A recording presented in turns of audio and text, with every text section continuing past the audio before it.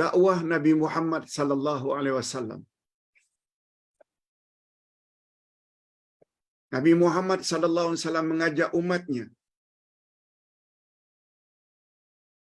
Nabi Muhammad sallallahu alaihi wasallam telah sampaikan,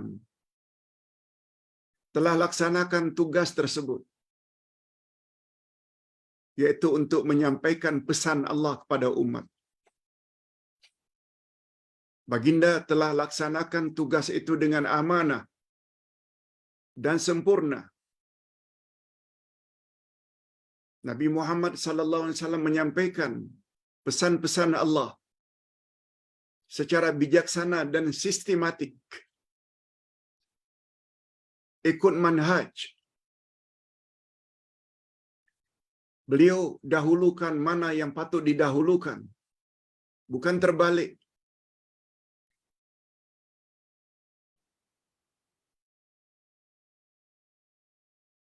Dalam usaha membimbing umat ke jalan Allah yang lurus, baginda terlebih dahulu memantapkan iman umat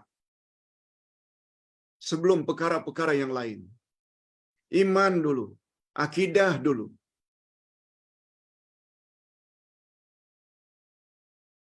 Itu sebabnya apabila kita lihat sejarah turunnya kewajiban salat,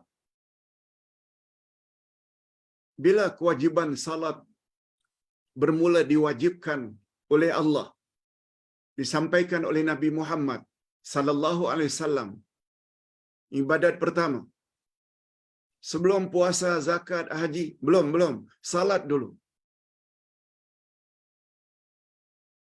Yaitu pada tahun yang ke-12 kerasulan baginda. 1 tahun, 1 year before Nabi hijrah ke Madinah. Kalau Nabi berada di Mekah selama 13 tahun, ditambah 10 tahun Nabi di Madinah, Nabi wafat. Nabi berdakwah 23 tahun. Diangkat menjadi Rasul umur 40. Meninggal umur 63. Maknanya masa dakwah Nabi 23 tahun. 23 tahun itu dibagi 2. Period Mekah dan period Madinah. Period Mekah 13 tahun. Period Madinah 10 tahun. Lalu baginda wafat. Pertanyaan, apa yang Nabi buat ketika di Mekah? Salat dulu ke? No. Apalagi puasa, zakat dan haji, semuanya diwajibkan di Madinah. Kewajiban salat sempena Isra' Mi'raj. Isra' Mi'raj berlaku 1 tahun sebelum hijrah. Jadi apa yang Nabi buat 12 tahun pertama ketika di Mekah? Tanamkan akidah. Kuatkan iman. Kuatkan tauhid.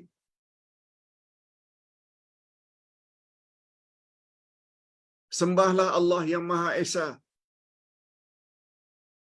Jangan dia disyirikkan. Aku adalah Rasulullah, kata Nabi. Dalam beribadat pada Allah, kamu mesti ikut cara aku. Itu sebabnya mengapa rukun Islam diawali dengan 2 kalimah syahadat. Baru salat, puasa, zakat, haji di bawah. Itu cara dakwah Nabi kepada para sahabat. Akidah dulu. Dari situ kita dapat tahu betapa kedudukan akidah. Itu sebabnya pembelajaran Islam di Nusantara, apabila dia dahulukan dengan salat, puasa, zakat, haji, rukun, syarat salat, puasa, zakat, haji, perkara yang membatalkan, pada umumnya umat Islam tahu. Tapi rukun, syarat dan perkara-perkara yang boleh membatalkan 2 kalimah syahadat, banyak yang jahil.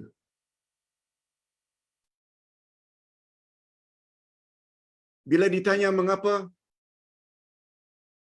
Karena pengajaran Islam di Nusantara tidak ikut cara Nabi. Itu sebabnya natijahnya umat Islam tidak tinggal salat, puasa, haji, umrah berkali-kali, tapi syirik buat juga. Percaya ramalan bomo. Pergi ke kuburan-kuburan wali-wali sambil minta-minta. Percaya bulan ini, bulan itu, angka ini, angka itu boleh bawa sial. Semuanya itu syirik. Kalau ditanya mengapa? Karena pembelajaran di Nusantara tidak ikut cara pembelajaran Rasulullah terhadap para sahabat.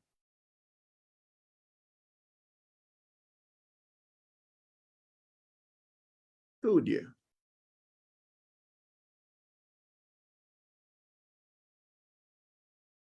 Sebabnya bila ada orang masuk Islam, yang penting bukan suruh dia tutup aurat dulu, bukan. Bukan suruh dia salat pun, bukan. Apalagi disyaratkan mesti potong dulu, sunat dulu, baru masuk Islam.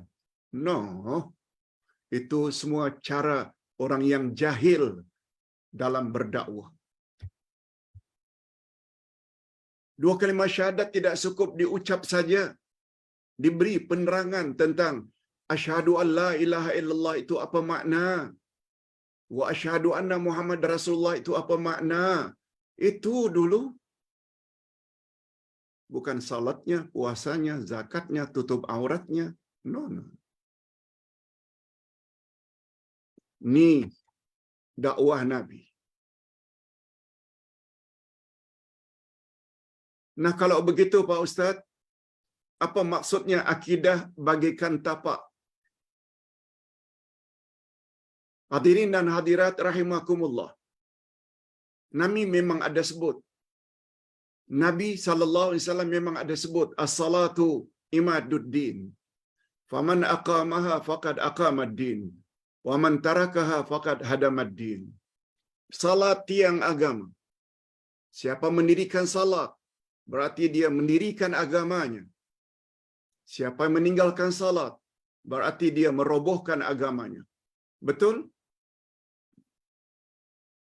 Dia memberi gambaran salat sebagai tiang agama.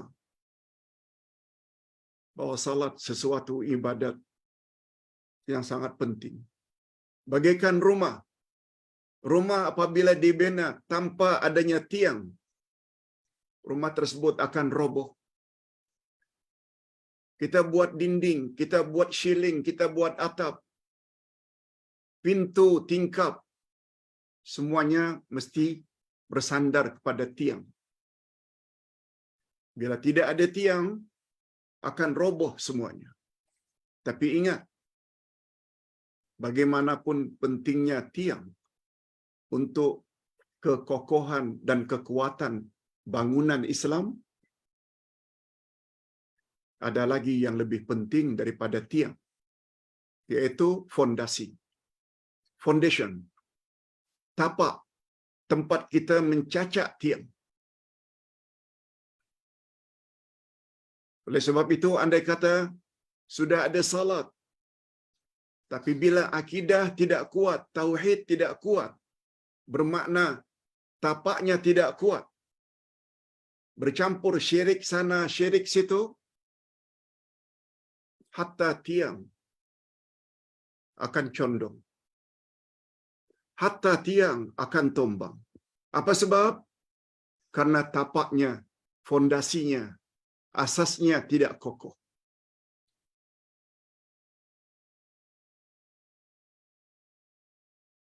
Ini sesuai dengan firman Allah pada ayat yang ke-65 dari surat Az-Zumar. Yes.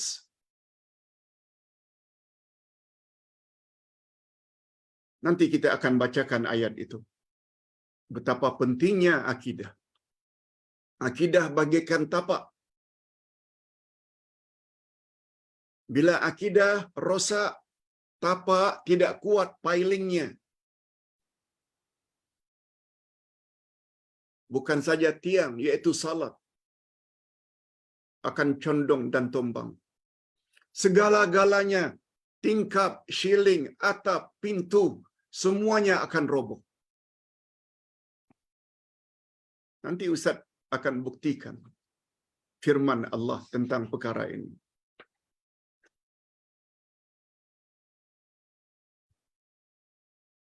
Itu sebabnya kita lihat di dalam Al-Quranul Karim beratus-ratus kali Allah Subhanahu wa taala gandingkan alladzina amanu dengan wa amilus salihat. Mana dahulu? Surat pendek wal asri. Innal insana lafi khusrin illa alladzina amanu wa amilus salihat. Senantiasa alladzina amanu, kecuali mereka yang beriman lagi beramal saleh. Pada awal Al-Quran ketika Allah menyebut ciri-ciri muttaqun, orang-orang yang bertakwa, apa kata Allah? Alladzina yu'minuna bil ghaib, mereka beriman kepada yang ghaib. Wa yuqimuna shalah, baru kemudian diikuti dengan mereka mendirikan salat. Mana dahulu? Iman dulu. Iman maksudnya akidah dulu, baru salat.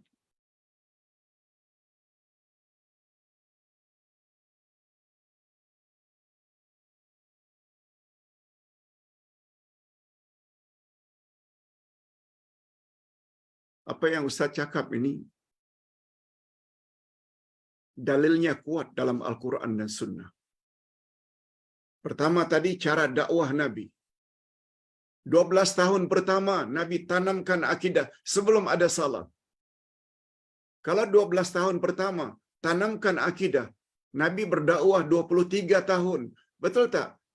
Lebih daripada separuh dakwah Nabi itu tanamkan akidah dulu. Kita tidak.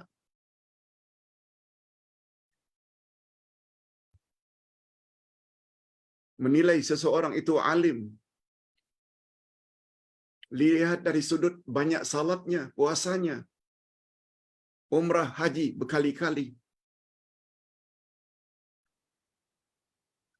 Setengahnya pula melihat kealiman seseorang terletak pada besarnya serban, panjangnya janggut, baju, jubah. Bagus itu semua. Ini orang-orang pakai baju batik ini dianggap tidak Islamik. Na'udzubillah.